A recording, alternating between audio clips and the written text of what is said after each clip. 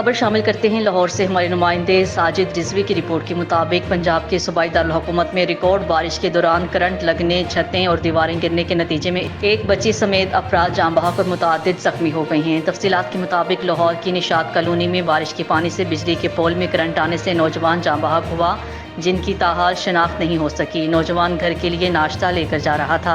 Rescue हुकाम ने बताया कि दूसरा वाक़या कोट लखपत के इलाके में चुंगी अमर सिद्धो नियाजी चौक पर पेश आया, जहां 14 साला बच्चा बारिश के पानी में डूबकर जान बहक हो गया। उन्होंने बताया कि बच्चे की शिनाख्त 14 साला अब्दुल्ला वल्द इल्ताफ के नाम से हुई है।